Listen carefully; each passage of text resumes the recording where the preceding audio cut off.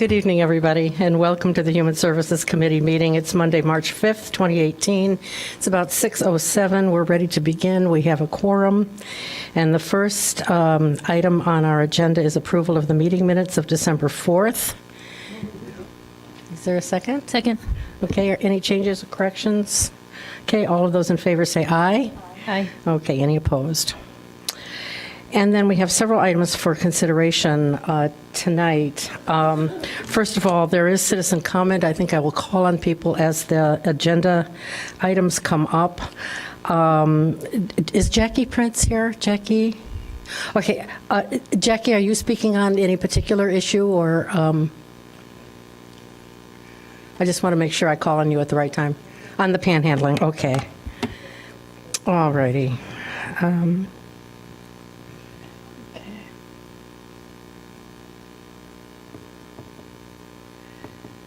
Okay, so 22018 is also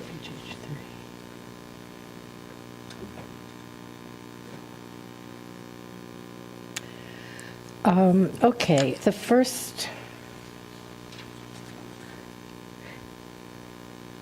item, excuse me, Alderman Ravel, we have someone signed up for Canal Shores. Is there? That's part of The events in city parks, okay. HH2. Okay. So there's no one signed up for the first item. That's the Stone Terrace renewal. Staff recommends approval of the renewal of the bed and breakfast license for Stone Terrace Bed and Breakfast located at 1622 Forest Place in Evanston. That's for action. Is there a motion to approve? Move approve. Okay, is there a second? Okay. I had a question about this for staff, because in our packet,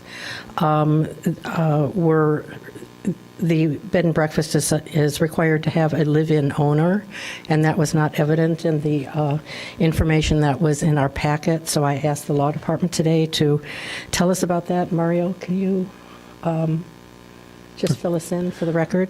Yeah, this is Mario Tretto, Assistant City Attorney. I looked into obtaining a manager certificate indicating the ownership of the particular property. For the record, the manager certificate states that Patriot Park, an Illinois limited liability company, is the owner of the property. Thomas Zipprich has a 2.127 ownership interest in Patriot Park, and Virginia Zipprich has a 2.127 ownership as well. And both individuals live on the property and will be the principal operators of the bed and breakfast on the property. Okay. All right. Thank you very much. So is there any discussion? Okay. All those in favor say aye. Aye. Any opposed? All right. So now we're going to go to HH2, and we'll take citizen comment. Jake Samuels, are you here, Jake? Hi. Do you want to come on up?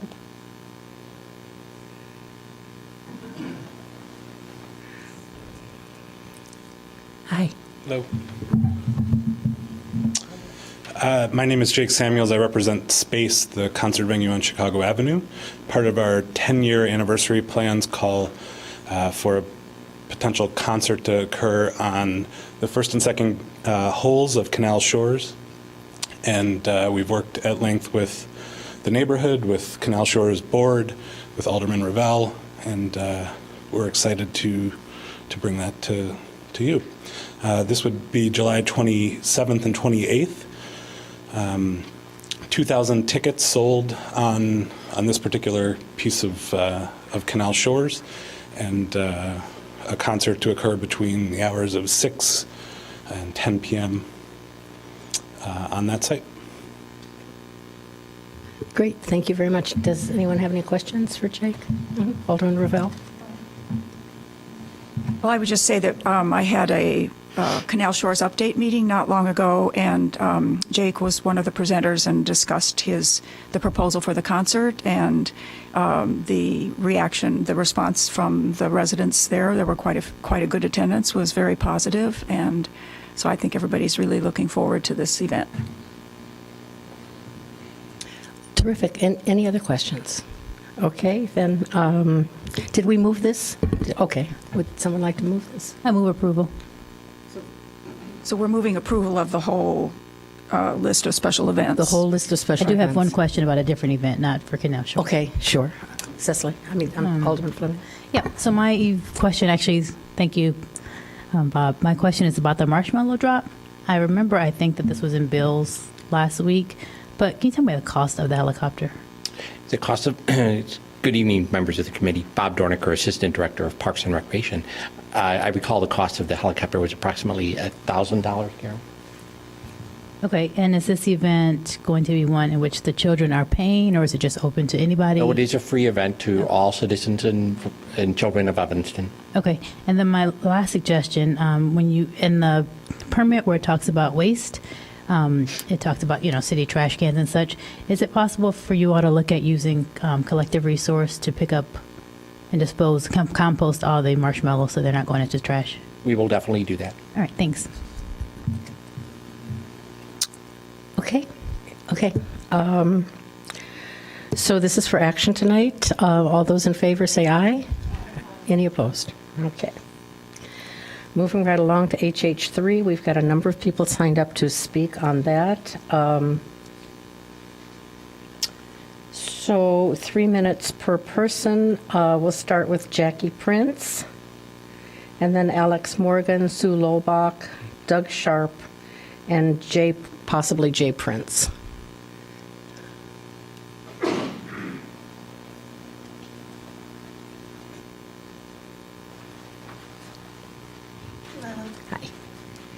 Thank you for letting me speak today. And I was very surprised to see that you guys had this agenda item for your meeting tonight to speak on panhandling.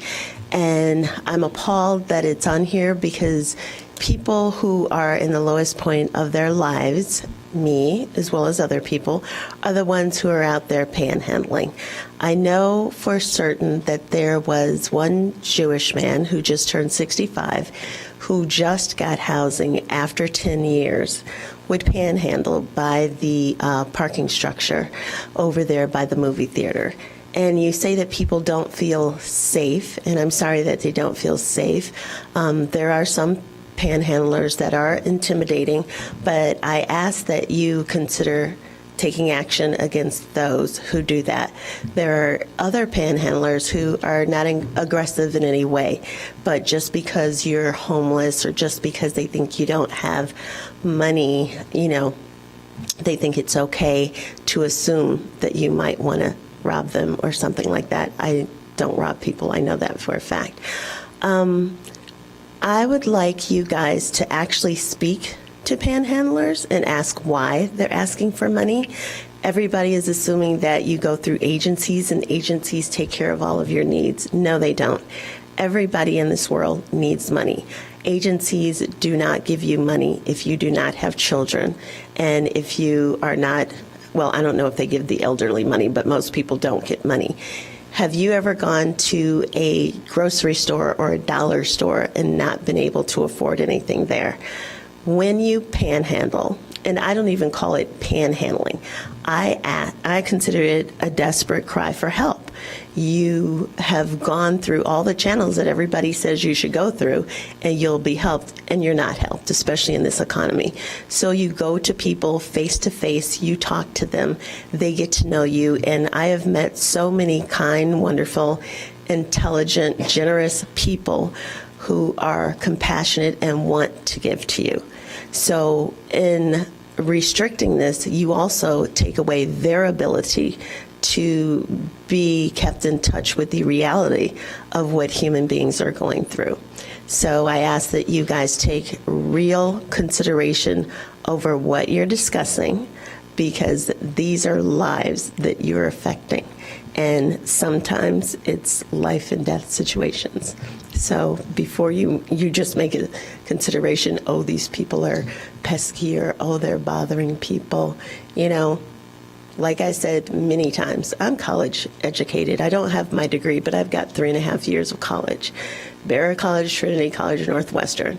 When people talk to me, they get to know that this could happen to you too. And you don't know how many people I've talked to who are middle class, who have houses, who have homes, say, I'm this close to homelessness, and I give them resources. So it's, and when I started doing this, I didn't do it to panhandle. I did it to speak for girls who didn't have a place to stay because they don't house women at Connections for the Homeless. And I wanted to show them that there's a way to ask for help that where you wouldn't have to compromise your morals and values, and that you can ask people for help and you can get it. And people started saying to me, what's your situation? And I told them I'm homeless too. And they say, how can I help you? Can I donate to you? Well, sure. So thank you very much for your time. But this isn't black and white. Just like any criminal activity, and I mean criminal, and this is not criminal, any criminal activity, you call the police, just like you would on any other circumstance. But I want you guys to know that I'm passionate about this. And if I see this going through, I will do everything I can to make sure that it is shot down. Thank you. Have a good day. Thank you very much. The next one is Alex Morgan. Good evening. Alex Morgan, live at 728 Hinman Avenue. I had written out a brief statement, but I'm not going to read that. I think I would just do whatever I can to echo the previous statement because I think that says pretty much everything. I'm here to oppose the proposed ordinance. I'd add that I think we've seen a number of cases across the country where these ordinances have been struck down. So the only addendum I would make is I think that passing this type of ordinance only sends us to a lengthy legal proceeding to defend First Amendment rights of citizens here in Evanston. So thank you. Thank you. Next one, Sue Lolbach.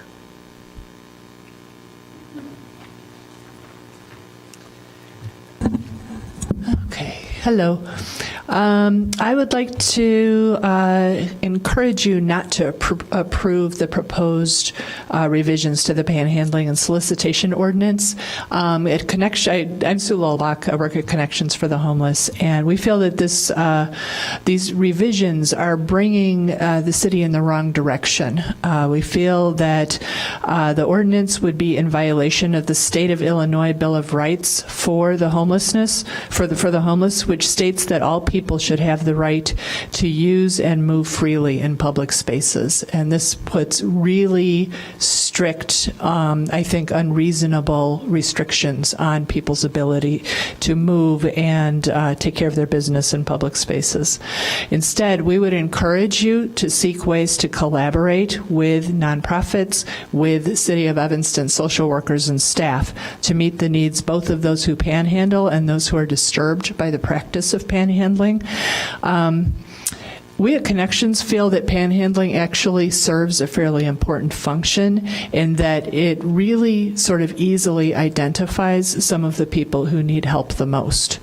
It isn't always housing that those people need. Many of the panhandlers in Evanston, in fact, most of them are not homeless. They just need more money than what they have.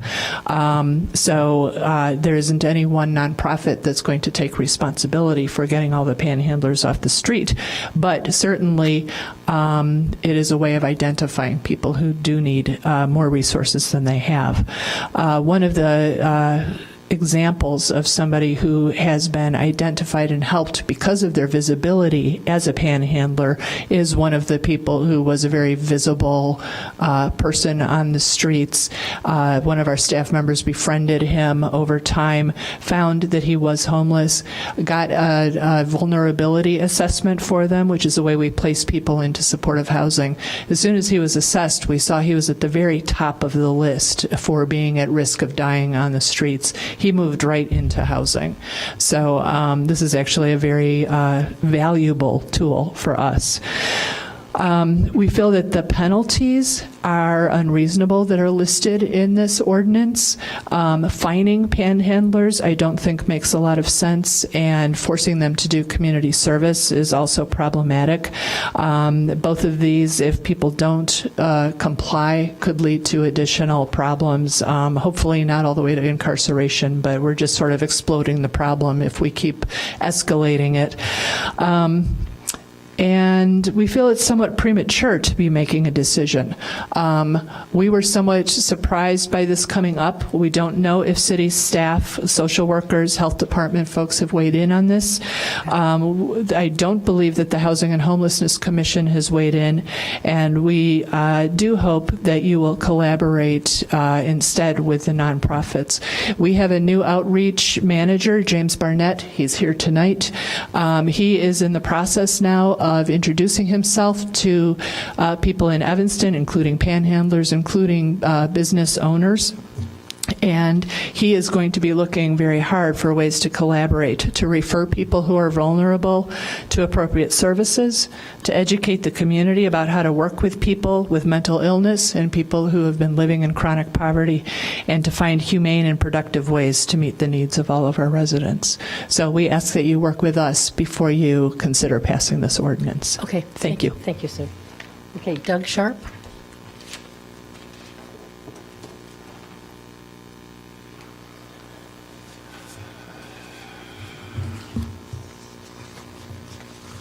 Let me find my paper. Yes, my name is Doug Sharp. I live in the 9th Ward of Evanston, and I am with Reclaim Evanston, and we oppose this ordinance for the very simple reason that this ordinance would criminalize poverty. How is it that a city that expends huge amounts of effort trying to accommodate developers of luxury apartment buildings is now attempting to criminalize the behavior of people who are attempting to feed themselves? We should be reaching out to these individuals to see how we can help them with the resources of the city and our local nonprofit community, not creating methods by which we can fine them for their efforts to feed and clothe themselves. Thank you. Thank you very much. And then Jay Prince, I don't know who signed in for you, but, okay.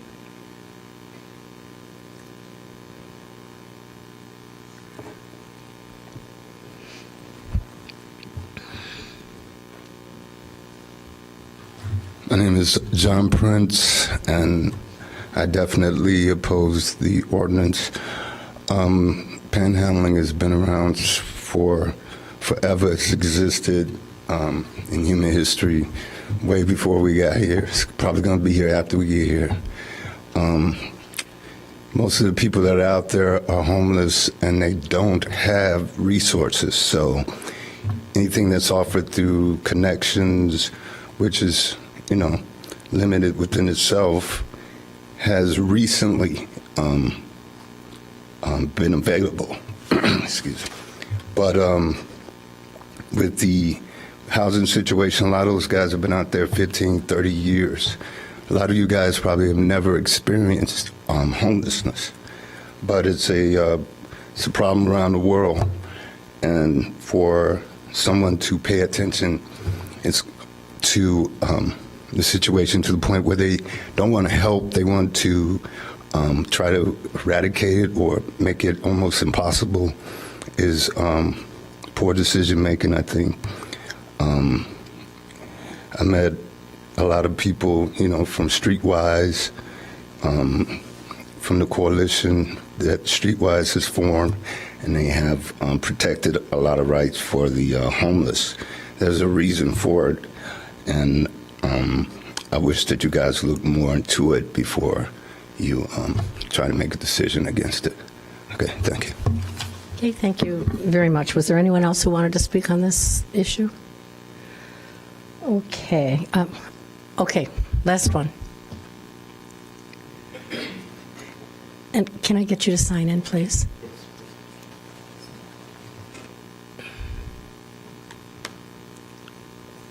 I was here. Okay.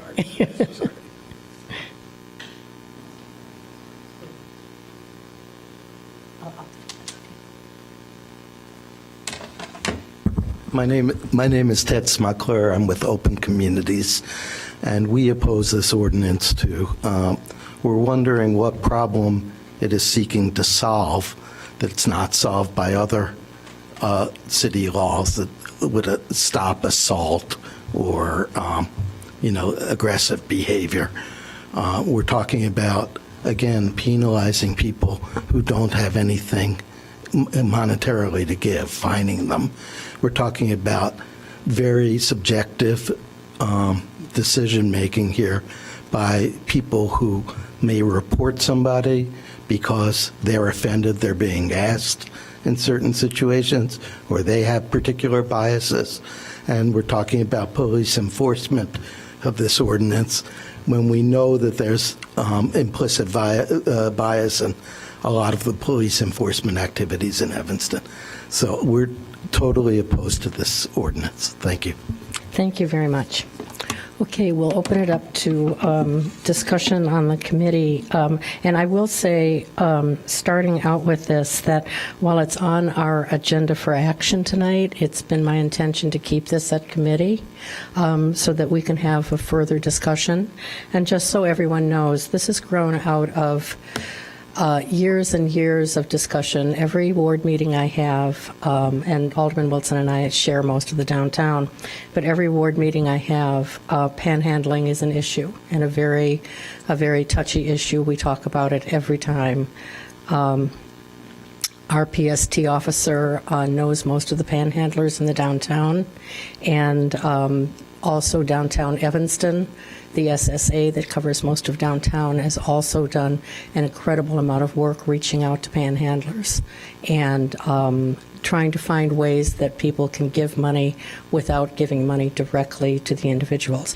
I will also say that there are people who are very needy who are panhandling, but there are also people who do this for a business, and it's very hard for us to distinguish between those folks. So it's an issue that I think has come up more frequently since we have more downtown residents now, and thankfully we have more people on the street. But we are going to have to find a way to look at this, and I'm encouraged by the interest on the part of private groups and our city staff to address this problem in.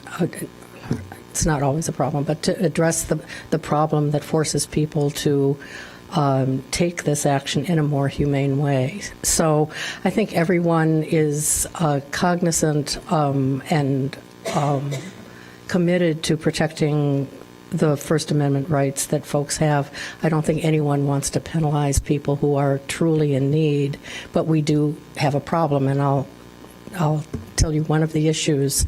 Recently we had someone who set up a business plugging into the socket where we normally plug in holiday lights and offering tonsorial services out on the street. We can't have that. That's so there has to be other ways of us helping and identifying what the true problem is. So with that said, I will open it up to committee for comment. And Alderman Fleming, did you want to start?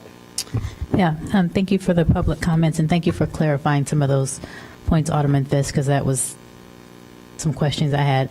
So I have some huge reservations to this ordinance. Some of the language I find a little troubling when we talk about a reasonable person would feel threatened or a reasonable person would fear bodily harm.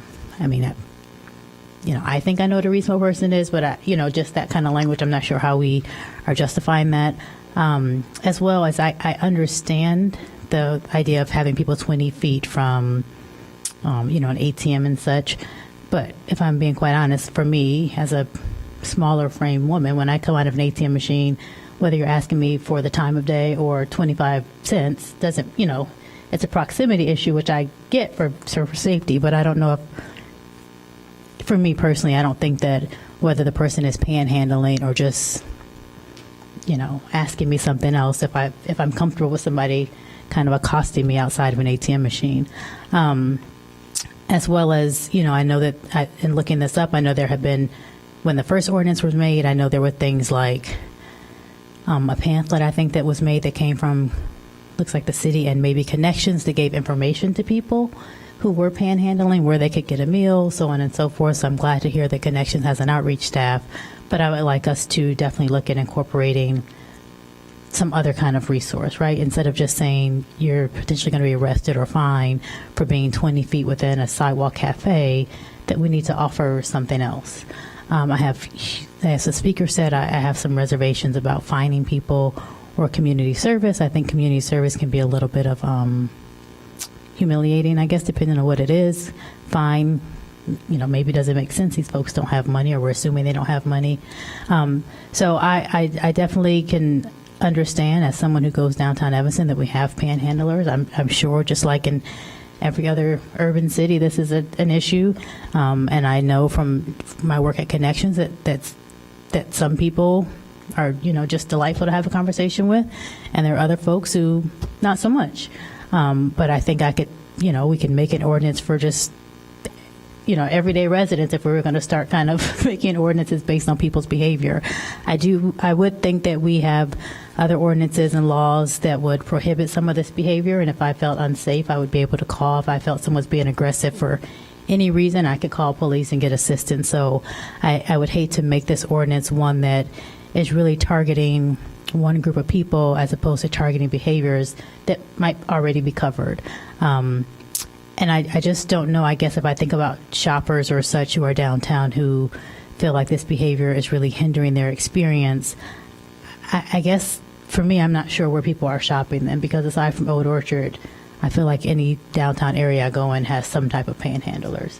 And while it's not maybe the most pleasant experience, I think it's part of a city urban experience. I would like us to look more at what we can do to support, to reach out to these folks who are out there and trying to make sure we get them connected with whatever resources are available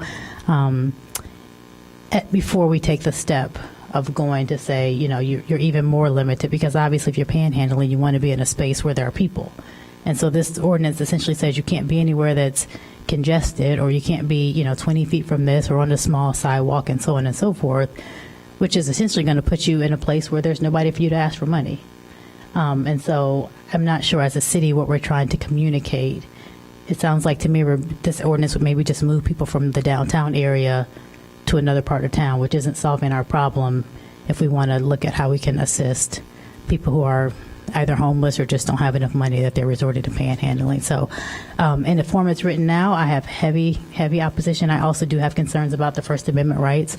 I looked up some other ordinances, and I looked at some ACLU, and it seems like they've really fought and had a lot of these similar ordinances overturned. So I would like us to make sure we do our due diligence in that way as well before we were to move forward with any kind of update of our current ordinance. And I guess my last statement is, and I can't remember, I'm trying to read this real quick again, but if we're going to make these 20 feet kind of safe space, for lack of a better term, I would just, hopefully we're not, but if we went that way, I would include all solicitation. So I don't want to be asked to sign your political thing. I don't want to be asked what my thoughts are on Planned Parenthood.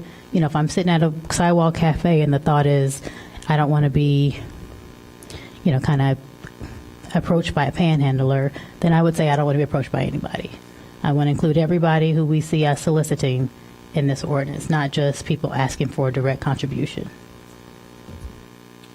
Okay, Alderman Ravel? Well, I would like to say that I share Alderman Fleming's reservations about this, and I appreciate all the comments that we heard from the public.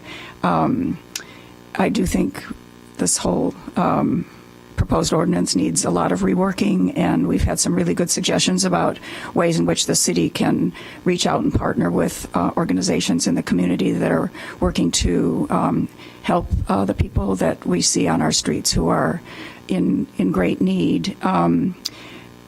So Alderman Fisk, you mentioned at the very beginning that at your ward meeting you have a lot of people with concerns about panhandlers, and so are they mostly concerned about aggressive panhandling, or is it just sheer numbers of panhandlers?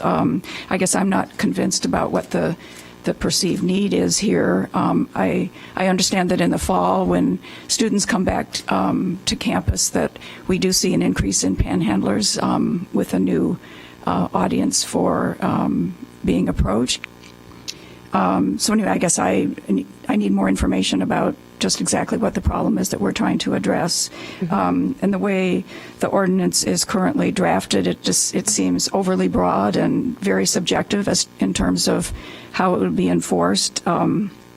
Just a lot of words in here that I would need some understanding of. I mean, where are these narrow sidewalks, and how are we going to who's going to determine when a street feels congested? I just think there's just way too much that's subjective here in terms of how it would be enforced. So I have very serious reservations about moving forward with it in the form that it is.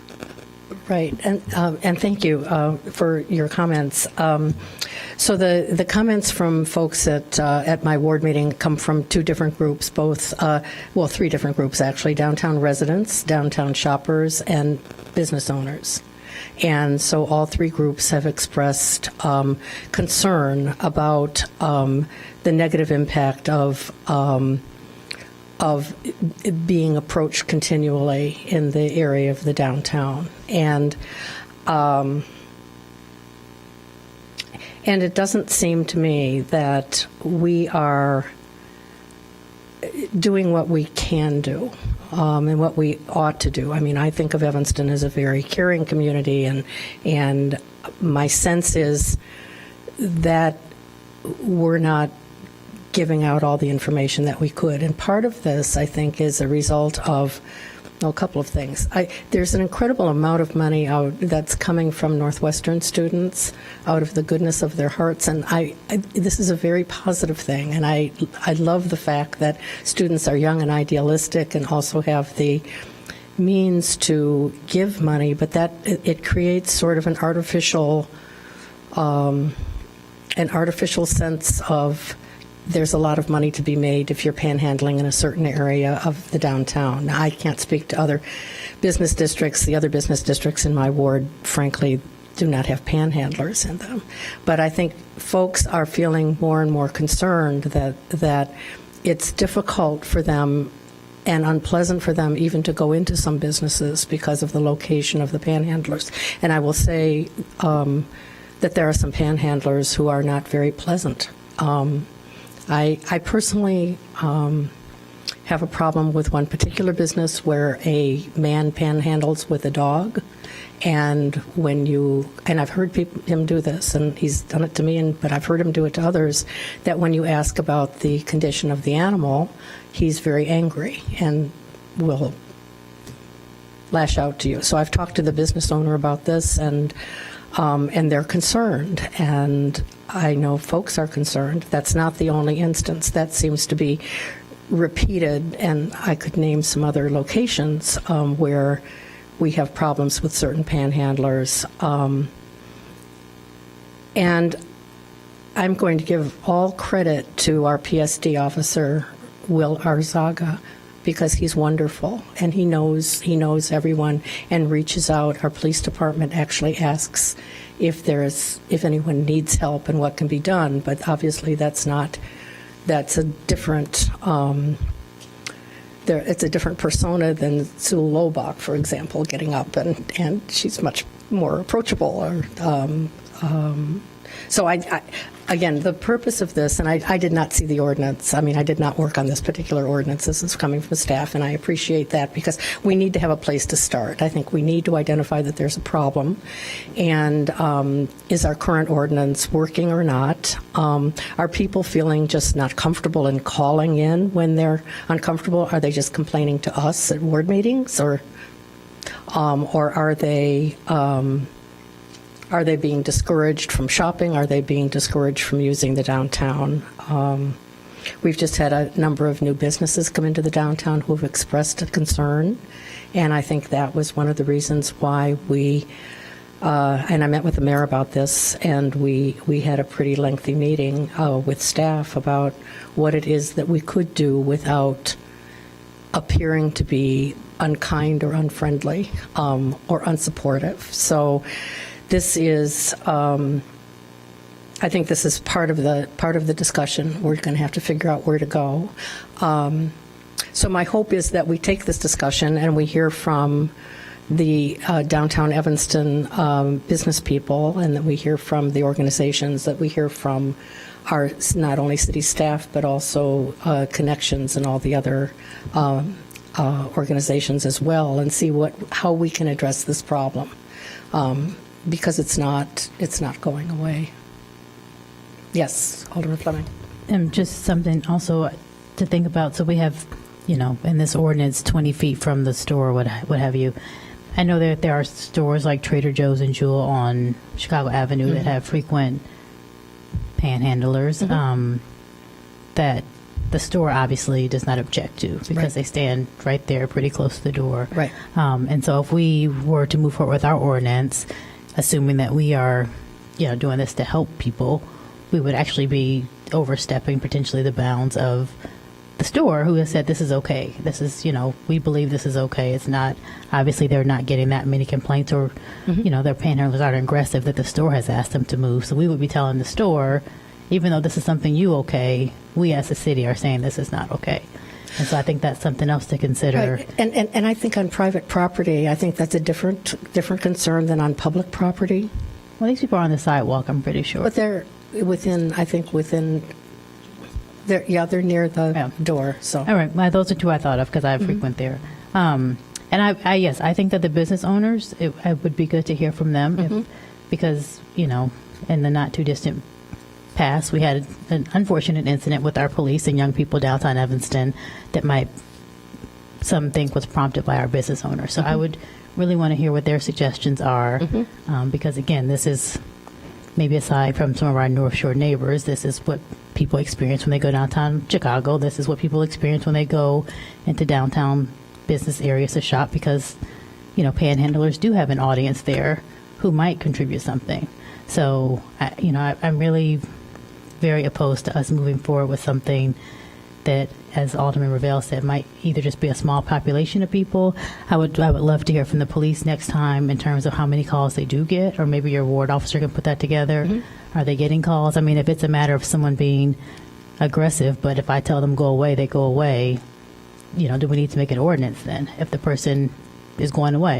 If it's not to the point of us calling, someone calling the police. Right. And I think part of the concern, too, is that when people call 311 or call the police, they feel that, especially with aggressive panhandling, that the response is not going to be as quick as they need it to be. And so they don't call. So I'd invite everybody to come to one of my ward meetings when this is on the agenda, because it's fun to have you there. But I think we should move this on to a continuing discussion item at the committee and ask for more information from not only our staff but also the private organizations that will help out with this, and downtown Evanston and business owners. So if that's okay with everyone? Pardon me?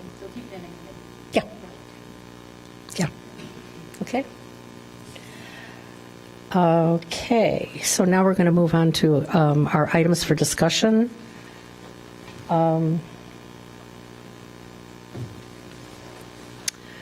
Okay, the first one is the police issues work plan and body camera update.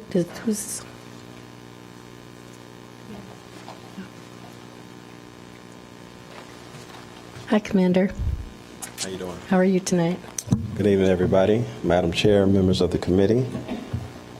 I'm James Pickett. I'm a Deputy Chief with the Police Department.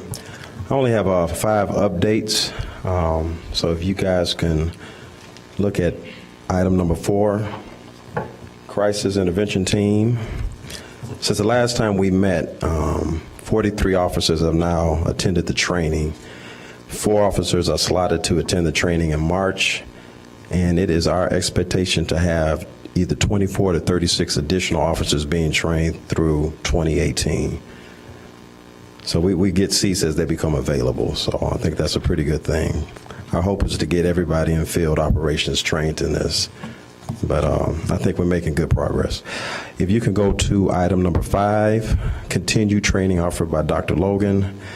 From the last time we met, we completed that second town hall meeting, which was on November 9th, and that topic was gangs, drugs, and unsolved homicides. Our 3rd meeting is scheduled in the spring, and that'll be to be announced, and by the time of the next HSC meeting, I should have that information. If you can turn to item number 9, Problem-solving team changes, and I know you guys are aware, we have officers' assignments were updated on February 15th, 2018. We had a retiree, Officer George Gonzalez, retired. Officer Weidman was transferred to the Tactical Bureau, and we have 2 new officers that joined the team. Officer DeLeon, who's a 20-year veteran, he will be assigned to the Foot Patrol Unit, taking place of Officer Weidman. And Officer Gregory, Ed Gregory, will be assigned to the 8th Ward, and he's also a 20-year veteran. And he's taking the place of the retired George Gonzalez.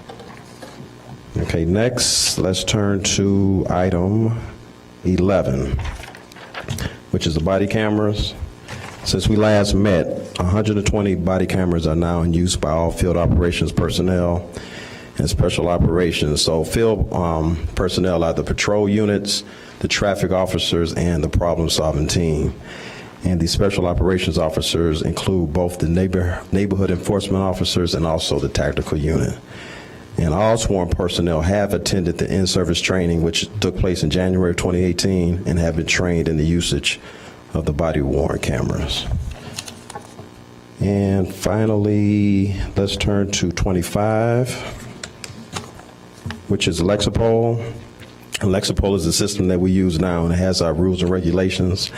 Lexipol also provides us with a daily training bulletins, and that's to be completed by all officers. And basically what that is, every day we have a training, and it's just, something simple as a question like, for example, a use of force topic or pursuit, vehicle pursuit, what you can do, what you're not supposed to do, and it gives you scenarios, and the officer goes through that, and he goes through a quiz, and that's daily, and that's all sworn officers. So that's something new that we're doing, and we're going to continue with that. Okay, Alderman Fleming. I have a quick question. Can you explain number 24? 24. And then can you also, you might not have this now, but you can maybe add it later. The use of force committee, and actually that's something that Commander Wright overheads. Every time there's a use of force incident, like I use me for example, I'm in charge of field operations. So what they do, any use of force, we have a committee, and it consists of a sworn officer, like a patrol officer. Then you have a sergeant, a commander, and a deputy chief. And before it gets to the chief, they do a comprehensive review of all the, the incident, what was done right, what was done wrong.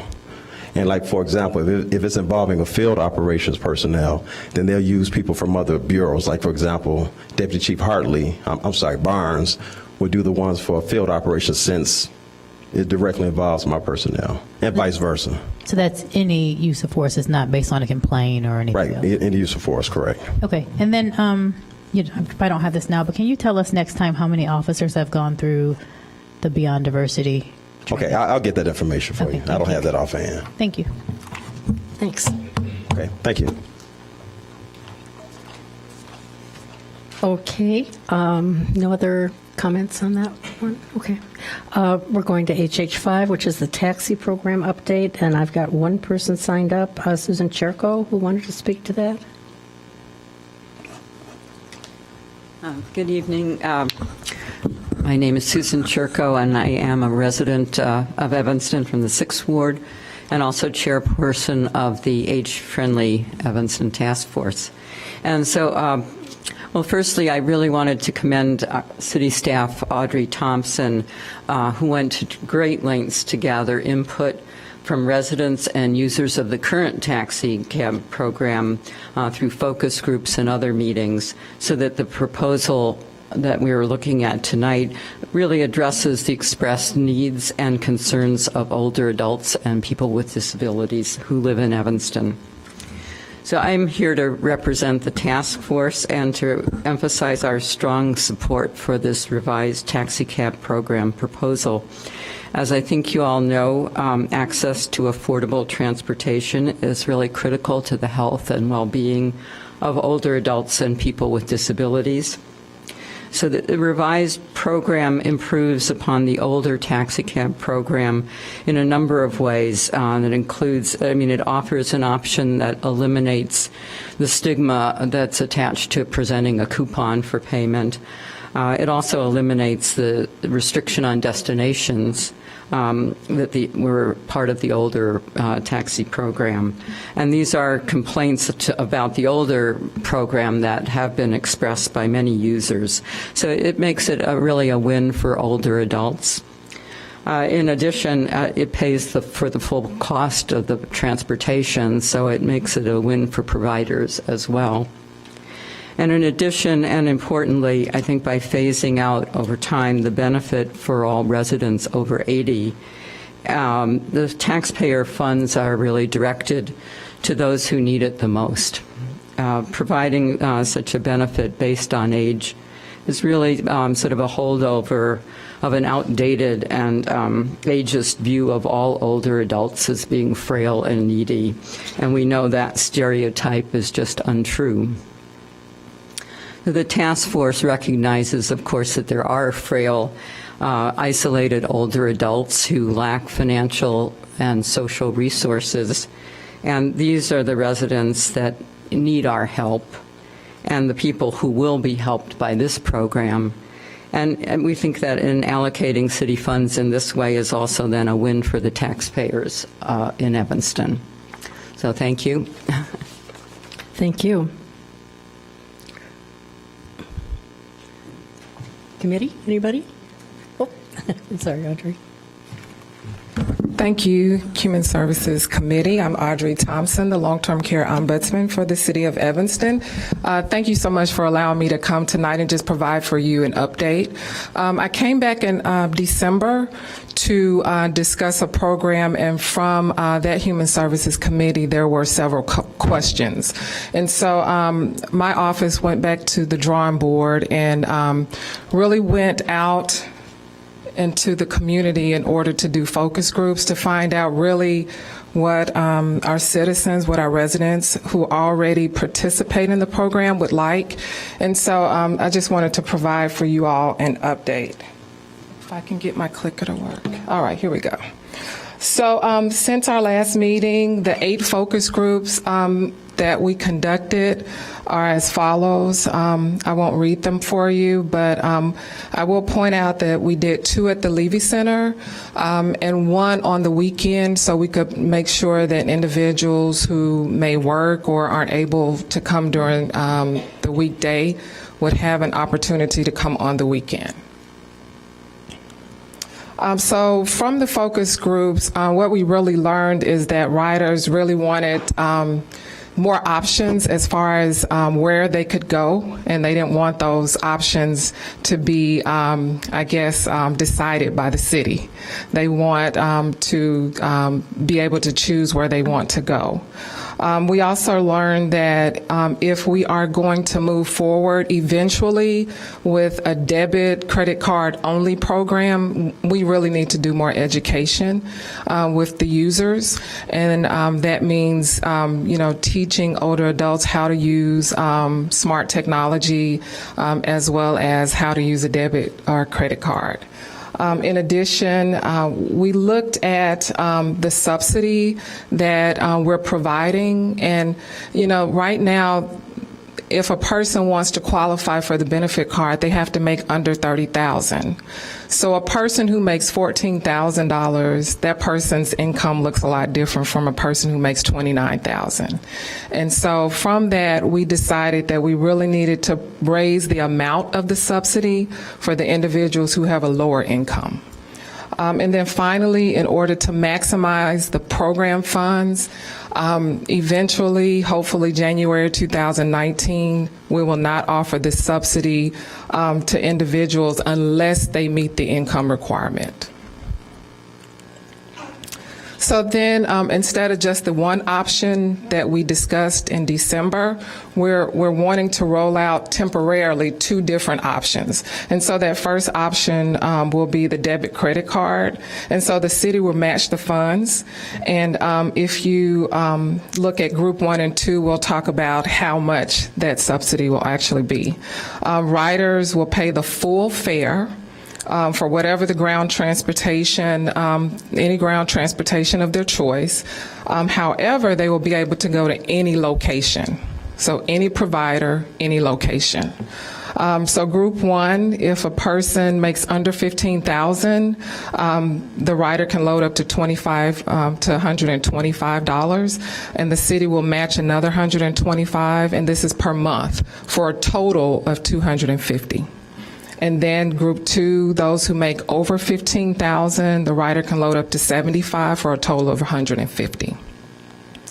Also, the great thing about this program is that any unused funds can roll over to the next month, but the individual will not be able to stack funds.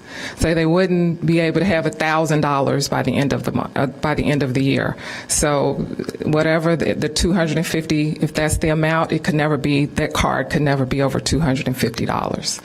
The transportation debit card is limited to transportation, which means you can't go to the grocery store and use it to buy grocery. It's just for transportation. And then the transportation provider will not know, again, as Susan stated, that the customer is even on a subsidy from the city. It's just a regular debit credit card. And then finally, if the card is lost, it can be replaced, and that amount will not be lost. So that amount will just be transferred to the new card, which right now, if you have a cab coupon, if it's lost, it's just lost. And so the second option is the taxi cab coupon. So the difference will be that the coupon they'll only be able to use it in Evanston.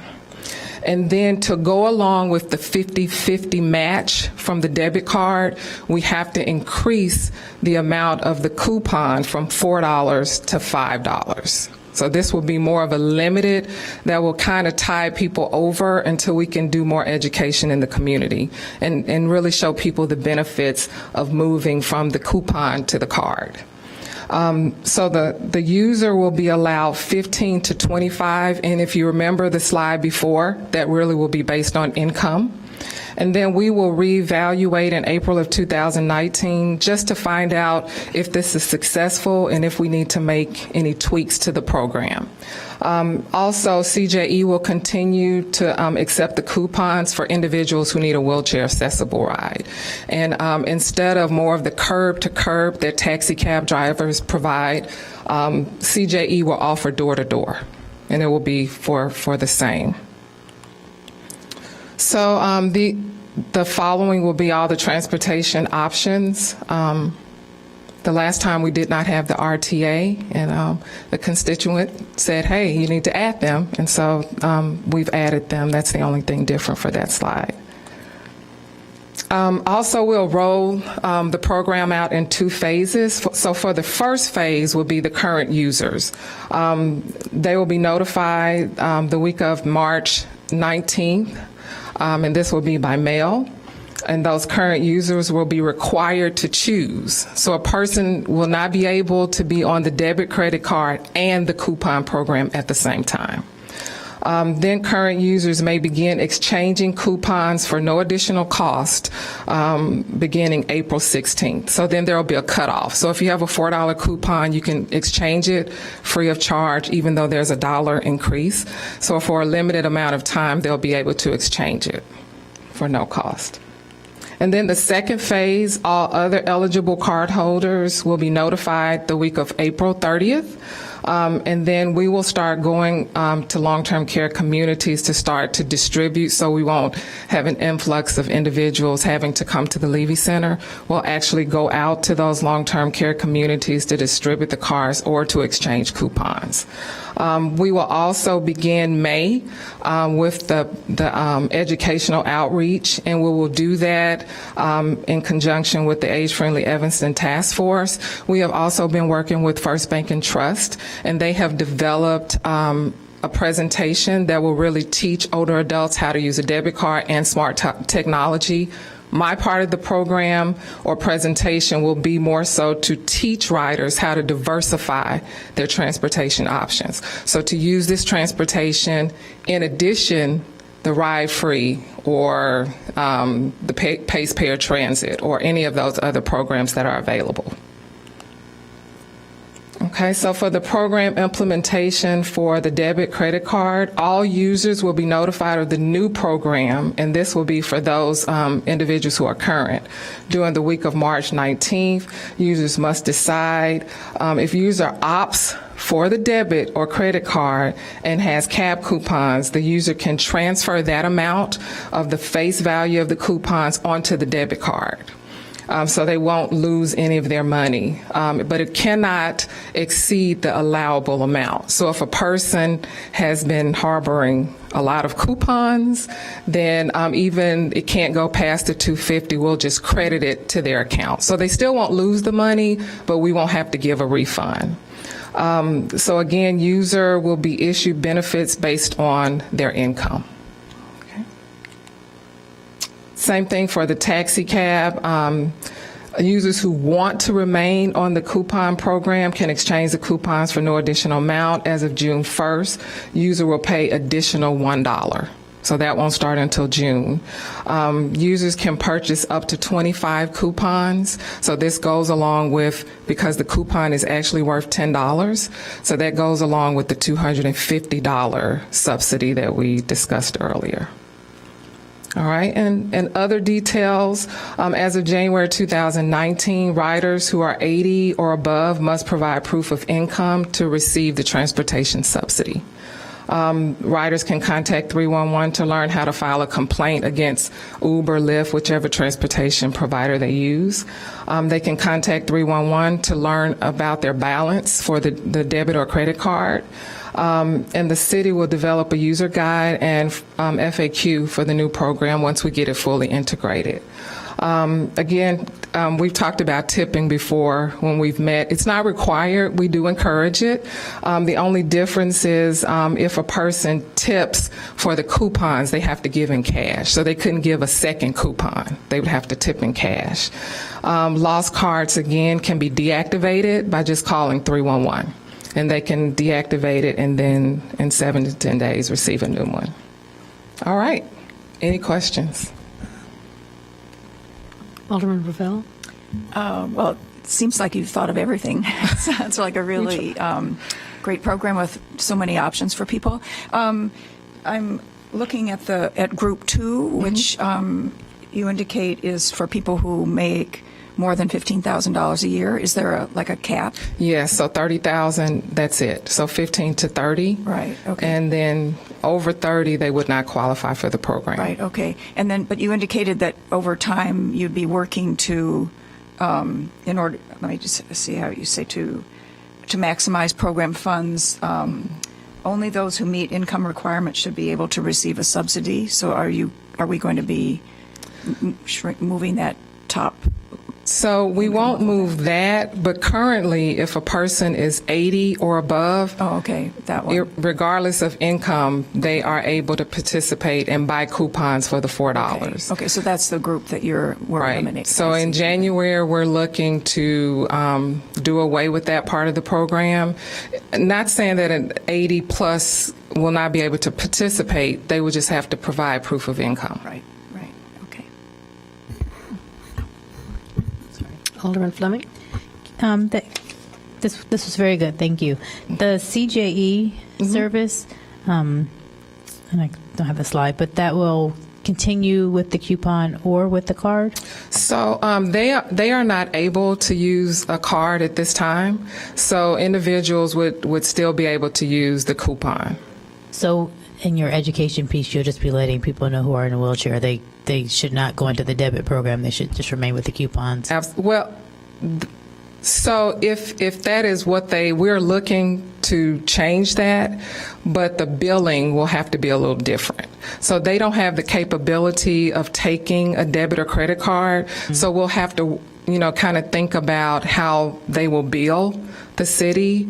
And so, I don't want to say that a person will never be able to use the debit card in order to pay for services through CJE, because right now there's just not enough wheelchair accessible vehicles. And especially when we did the focus group at Over the Rainbow, 100% of the individuals who were present wanted the debit card instead of the coupon. And that's because not that they want to use CJE, because that's still a limited amount of time, only 10 to 2, Monday through Friday. But they want the debit because they would be able to use different types of transportation. So, and then they'd be able to go anywhere. So for right now, if they use Pace Pay or Transit, they have to be somewhere 2 hours before they're able to come back. So if they go to the bank, they have to sit there for 2 hours before they're able to come back. So they would be able to use programs like Uber Wave, which is Uber wheelchair accessible vehicles, instead. So they all wanted the coupon, the card, rather than the coupon. Right, because then that allows them also to use Sunday service, right? Right, and also outside of Evanston, because remember, the coupon will be limited. And so since it's limited, most people want to go to Chicago is what we found, to visit family and friends, and that's currently not an option. So with this program, they'll be able to go anywhere they choose. All right, my other question is, and this is maybe just an FYI, when we were doing the Uber and Lyft tax, the Uber and Lyft people came. And anyway, one of them talked about, I think it was Lyft, a Lyft or Uber concierge, where they kind of can come and set up a kiosk. And so they talked about that for older adults who, whatever the smartphone limitations are, to use a kiosk and order their service. So anyway, just in case you all haven't looked, that might be something maybe for Levy Center or something to look into. Sure, sounds good. Audrey, I was interested, how did you decide on any location in Illinois? So during our focus groups, we had individuals who are not able to visit their family members during the holidays. And so they said, if we're able to just use our, we find other resources for that particular month, can we go to Springfield? Can we go, somewhere to visit our family if we decide to use our subsidy just for that particular month? And, we can't say only for 1 month and not another month. So we just decided to open it up to anywhere that they want to go, because there's really no way to determine that with the card. When they swipe, they're just swiping for transportation resources. So we don't really know where they're going, and we're not wanting to really know. We're wanting to leave that up to them. If they have a subsidy, once they spend it, that's it for the month. Okay, so if they have family in Wisconsin or Iowa or Indiana, they're out of luck. Both. So I don't know that the card. I don't know that the card will limit that, because it acts just as a credit or debit card. And so I don't know that it would limit if they wanted to go to Wisconsin and they wanted to get an Amtrak. They just couldn't use it to go and buy grocery. So. So, Madam Chair and members of the committee, I am Karen Hawk, Assistant Director of Community Services. In answer to your question, when Audrey is saying in Illinois, typically what she is talking about is Amtrak or the Metra. And so typically when they're swiping, they swipe in Illinois to get their tickets. So even if they were to take their ticket and go to Minnesota, as long as their subsidy covered it, then that would be allowed. But then, like she said, once they spend their subsidy, it's gone for the month. So, and the system doesn't allow for them to add extra money within 30 days of the initial deposit on their card. So. Thanks. Okay.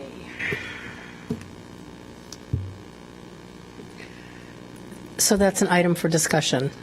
I think we're good. Okay, Thank you you're very welcome. much, Audrey. Okay, we'll move on to the next item for discussion, HH6. We've got one person, Lori Levin. Did you want to? Hey, Lori. Good Good evening. My name is Lori Levin, and I'm a lawyer for a young adult who's Evanston resident, and his parents are Evanston residents. And first of all, I just want to commend Alderman Fleming and this committee for looking into this issue. But the issue is a little bit broader than what you may think. My particular client, you'll understand why, without getting into exactly what occurred, was ticketed for an ordinance violation. That was a prank shortly after my client turned 18.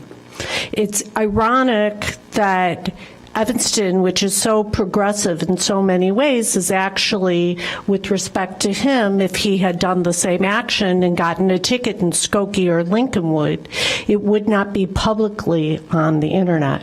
It would not be Googleable.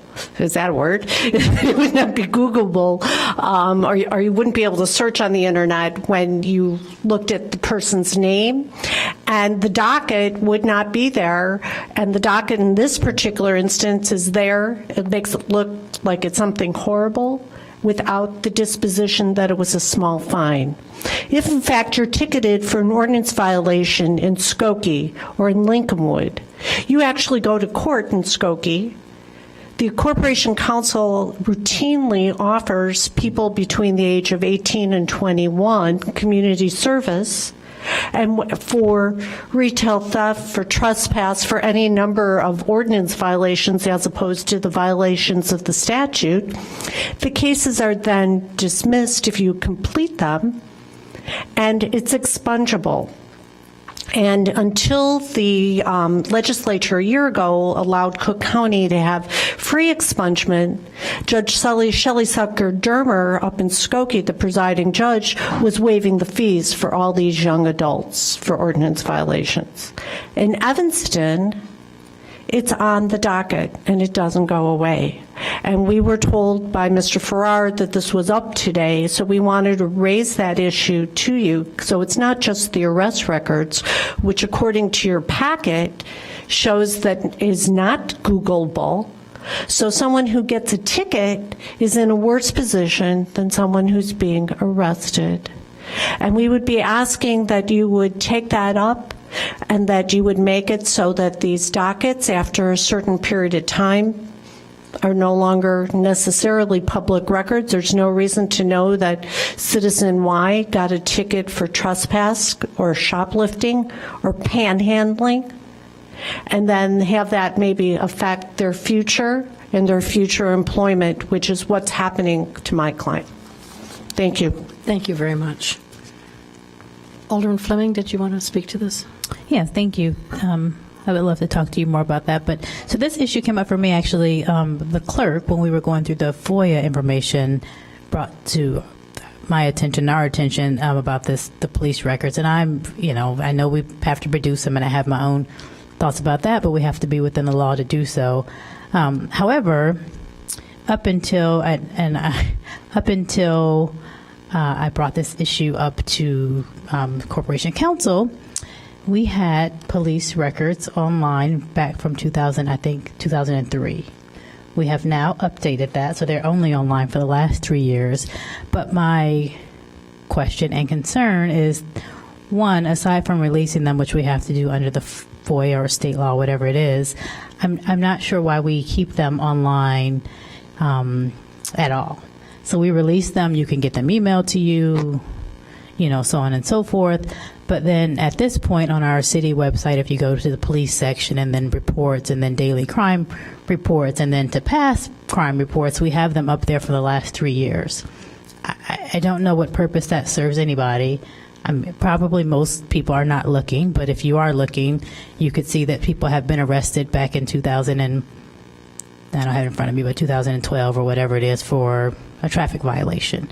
And I know through our long, extensive FOIA conversation, it came up that we decided to take the FOIA system down because we didn't think we needed to have people's information up there. If someone was arrested for whatever, and I FOIA'd it as as the person, I wanted my records to expunge them or whatever I was going to do with them, that really didn't need to then go into the public domain.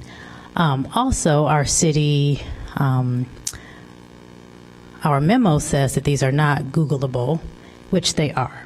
So I spent I went through these and I picked several random people from 2015, from 2016. I copied their name out of the PDF document. I opened another page. I went to Google. I put their name in there and I just put Evanston Police. And sure enough, for each person, it comes up.